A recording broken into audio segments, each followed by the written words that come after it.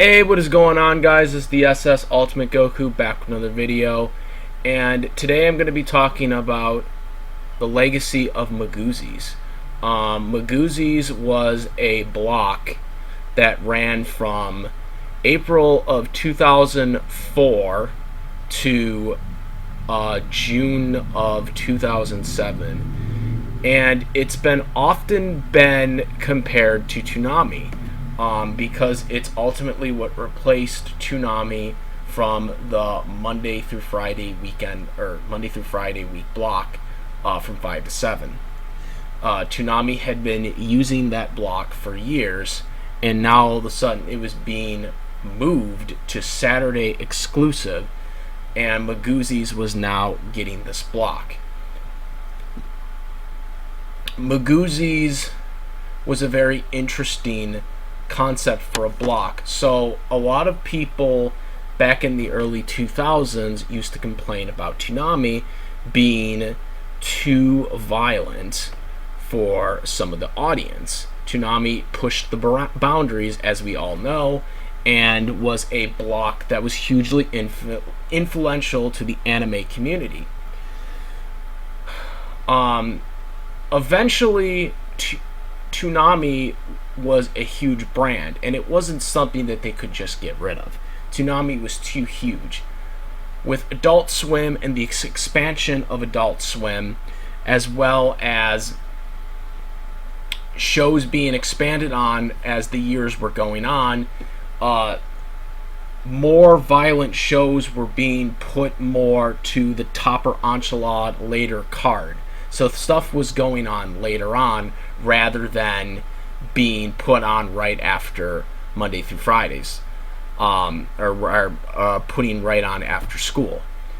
Because of this, Toonami or Cartoon Network executives decided to slightly go in a different direction and have Toonami be moved to Saturday exclusive, and basically have the block still be on Cartoon Network but have it on a later time, as the block would start at 7 o'clock p.m.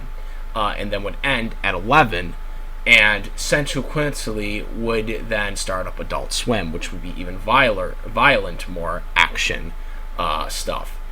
But getting back to Miguzi's now would take the slot of Toonami's Monday through Fridays from 5 to 7. At the time, this was heavily criticized by a lot of people because Toonami had become their childhood. It had been on the block since 1999. It was hugely influential to a lot of people, especially when you watch Dragon Ball Z, Sailor Moon, just to name a few. But now it was being pushed away for this unknown block with a human host named Aaron and a bunch of sea creatures in a spaceship underwater, though, on planet Earth instead of basically, in outer space where everything's cool, and you know what I'm saying. So my assumption to the decision to have a girl human person was because Tom was technically a guy, even though he was a robot. He was a punk robot. That was how the voice was supposed to be handled, as a school teenager punk type, cool dude. That's what Tom's voice was always set up to be, even though he was visually a robot. Erin was more of just a regular school human girl that you could relate to because, she was, coming down every day underwater to host Miguzi's. So it was a character you could relate to. Now, to the popular belief of the people that think that Miguzi's was a quote-unquote Toonami 2.0, the concept of this block was to be more of a lighter tone action show. So while Toonami pushed the boundaries of being an action-packed show, Miguzi's was supposed to be more of a lighter tone block action show. Still have action in it, but not necessarily be as actiony as Toonami. Yeah, kind of they kind of walked themselves in a hypocritical statement there with that one. But point being is Miguzi's had a pretty solid run for a couple of years. Unfortunately, the block did get its roadblock in 2006 when it was rebranded, and they sequentially got rid of Aaron from the cast, and, well, then kind of moved into just having 2D, non-talking sea creatures be the host of Miguzi's for the next year. Ultimately, this did Miguzi's in, and it was canceled in 2007. But I do feel that Miguzi's needs to have more recognition than just being this, bootlegged Toonami block, because it really wasn't. Now, it did have the unfortunate burden of having to take over for a block that it was never going to surpass. No one was ever going to surpass Toonami.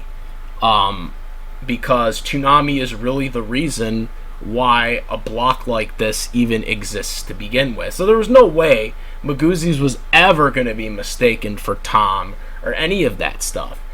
But it did produce some shows, or aired some shows, that definitely really helped it and really gave it a pretty good solid 2-year run before everything went down the tubes for Miguzi's.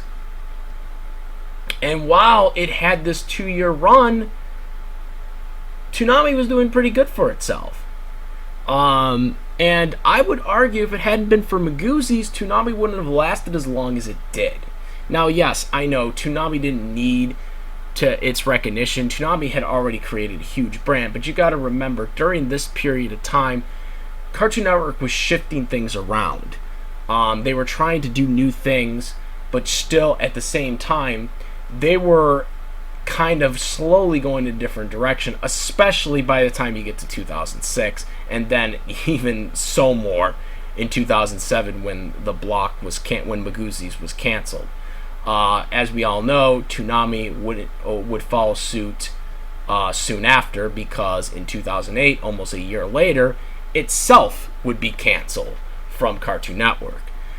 So it's not very much of a stretch that by the time we get to 2006 and 2007, there is a big shift going on with the blocks and everything in terms of Cartoon Network programming. The stuff is being changed around. Stuff is being changed.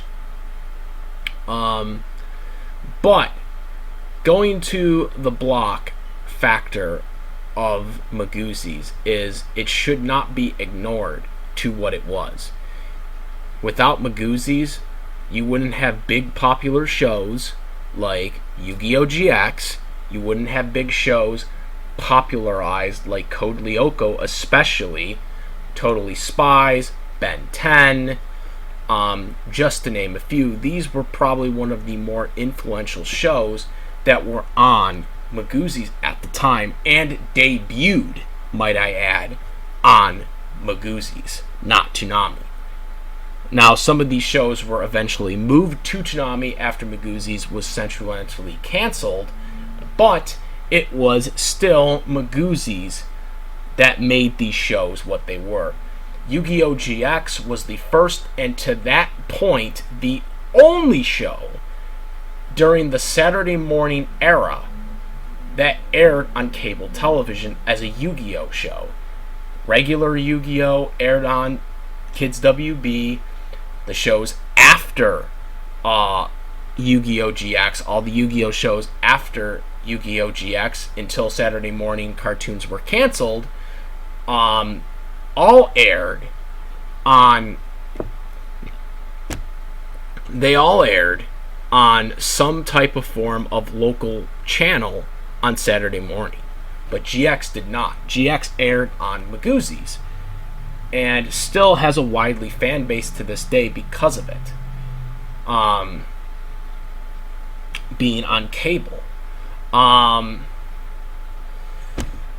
Lyoko would not have been as huge if it hadn't been for Miguzi's.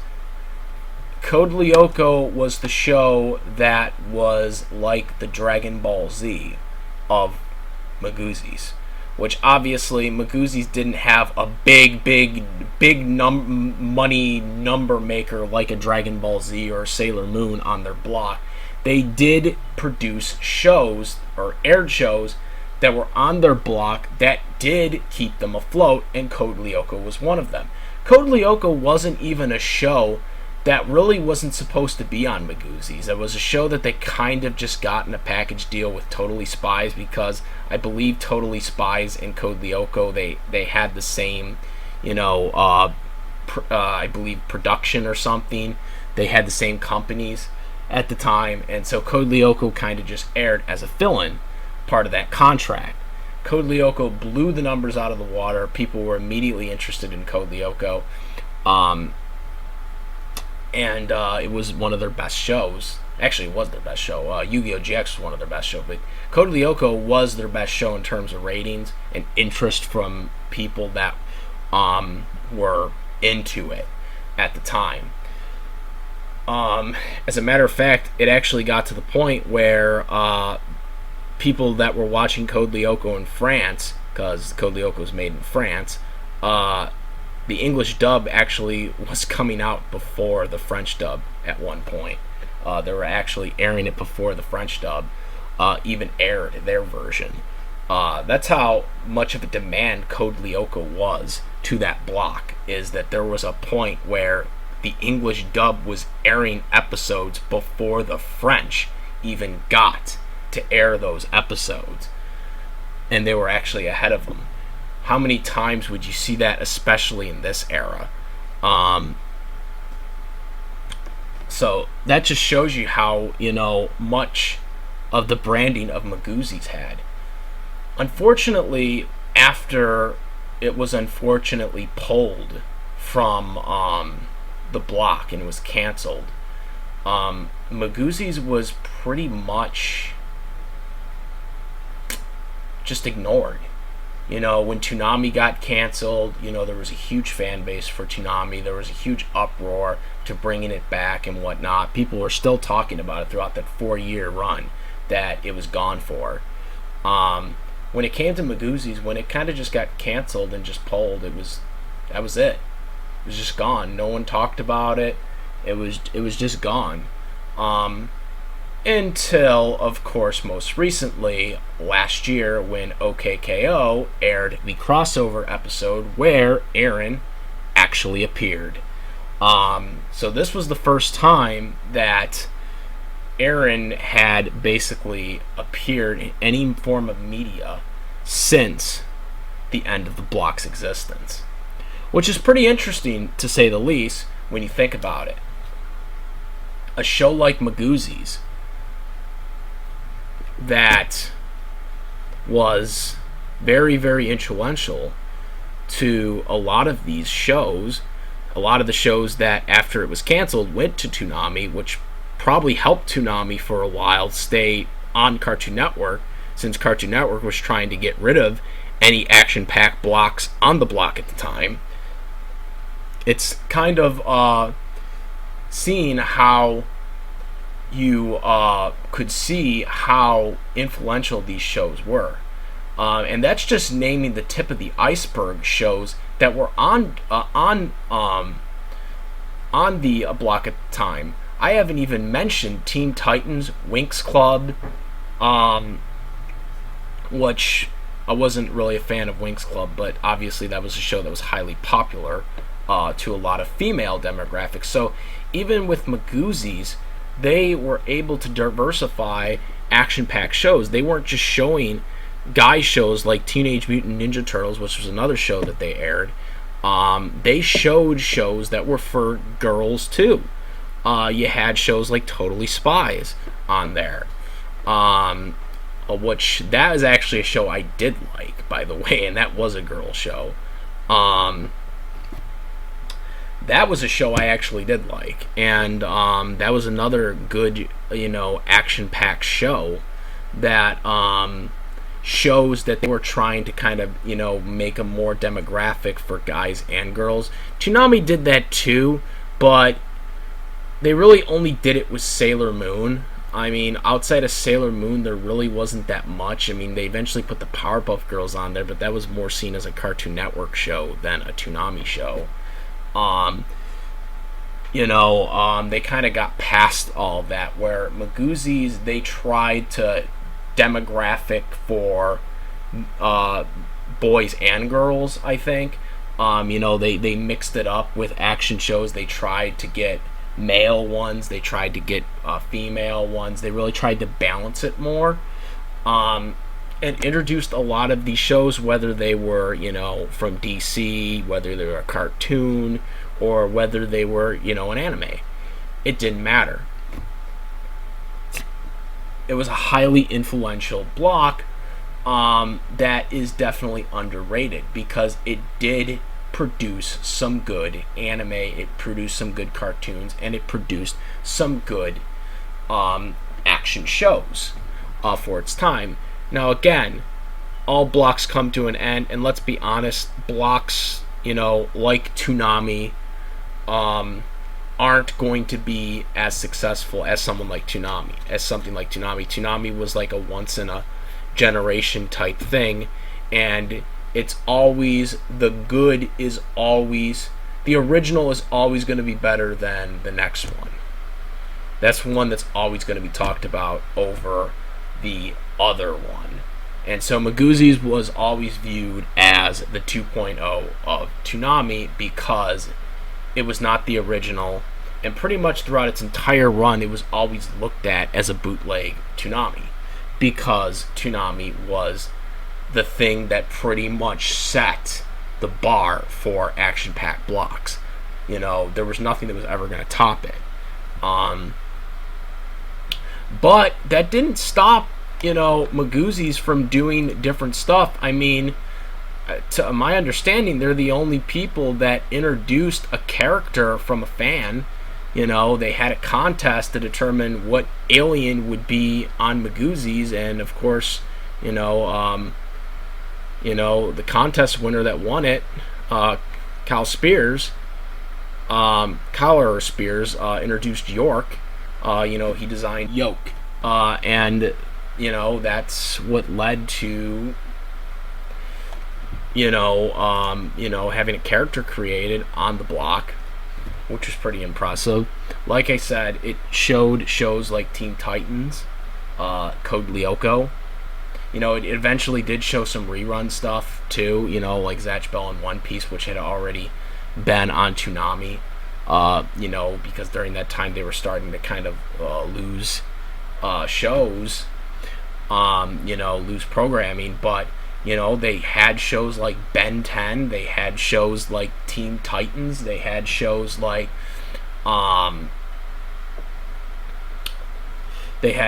Code Lyoko that were surprised. They had shows like Totally Spies on there. They had Teenage Mutant Ninja Turtles. They had a lot of good programming on there at the time, and it was definitely heavily good for its time, as well as, let's not forget, Yu-Gi-Oh! GX. GX, as well as many other shows, were moved to the Toonami block following Miguzi's end, but it didn't change its legacy. It had a pretty good 2-year run. The next 2 years of its run, or I guess 3.5, its next year and a half wasn't that memorable for itself, but it definitely deserves more credit than it deserves for its short run. I wish they would eventually do some type of crossover with Aaron and Tom, because obviously Aaron has never met Tom technically face to face. They did, they have talked to each other, through the Cartoon Network bumpers, when they were promoting the, summer thing, I believe in 2005. But they never actually had a formal crossover, which would be really cool, since technically they kind of live in a spaceship, but it's underwater on planet Earth. So it would be kind of cool to see them reintroduce her in some capacity. The voice actor for Aaron is actually still in the industry. She's Jessie what was her name? Jessie D something. I haven't really heard that much about her. She doesn't really do that much anime though. She mostly does cartoon stuff. From looking at her bio, Jessie D something. Like I said, I don't know how to pronounce her last name. Sorry, guys. But she's done live action stuff. She's done some animation stuff, video games. But again, the most things that she's probably known for is doing Aaron in Miguzi's, which I definitely would agree with that statement. So yeah, guys, the history of Miguzi's, while it didn't last as long as Toonami, and certainly is not better than Toonami, it's definitely not a Toonami bootleg. It was a show, and it was a block that was good for what they were going for. They were going for a lighter toned, action-packed block, which is kind of hard to replicate, but I guess because they were showing kid programming type animation, I guess they were kind of going for more of a PG type, kids WB essentially is what they were trying to go for, on cable, because of those infamous soccer moms that complained about Toonami. Is what they were kind of going for. But at the same time, I think Miguzi's deserves a little more credit, because there are definitely a lot of shows that aired on that block that definitely were helped because of it airing on Miguzi's shows that probably wouldn't exist today. I mean, there's a huge fan base for Teen Titans. There's a fan base for Code Lyoko. Obviously, there's a fan base for Yu-Gi-Oh! GX. And I'm sure there is a bunch of different fan bases for all the shows that I've named so far that were on this block. Big fan bases, not just like kind of run-of-the-mill, fan bases. These are pretty big fan bases that, are on there. I mean, even Pokemon had, a brief run on there too. Of course, Pokemon made its mark from, Kids WB, but my point being is the show definitely had a lot of good programming on there, and definitely helped a lot of these shows, get to where they are right now. Like I said, Aaron kind of has been ignored until the crossover episode of OKKO, where they finally acknowledged her existence, because ever since they took her off the air in 2006, where she just mysteriously disappeared, and then of course Miguzi's was ended a year later, she kind of was ignored and just kind of forgotten, and then it was like she just magically appeared in the KO crossover episode. So maybe we'll see her resurface at some point. I would love to see them actually put her on Toonami. It would be really kind of cool if they could have a crossover type angle with Aaron from Miguzi's, because it was just kind of cool. They Toonami, for a lot of their crossover angles, they kind of do a lot of Easter eggs. They brought Sonny Strait back for the the intruder thing that they did a couple of years ago, resurfacing it, because he was the original Tom 1. I would like to see if they could bring her back, because I think Miguzi should be mentioned again. I don't think the block probably should come back, because obviously the way Cartoon Network operates, I don't think it realistically could. But I think Miguzi should be acknowledged, and it should be something that a lot more people give credit to, because the block definitely did help, and it was not a negative block. So let me know what you guys think. Let me know what you guys think about Miguzi's. Did you like Miguzi's? What shows did you like on Miguzi's? What were your favorite moments from Miguzi's? Let me know what you guys think. I'm out of here. I'm the SS Ultimate Goku. Comment, rate. If you like my videos, please subscribe. If you are a new subscriber, hit the notification bell for all the latest content, and click that notification bell. To keep up. That's all I gotta say. I have a Discord link in the description. Comment, rate, and that's about it, guys. I'm the SS Ultimate Goku. I'm out of here. Peace.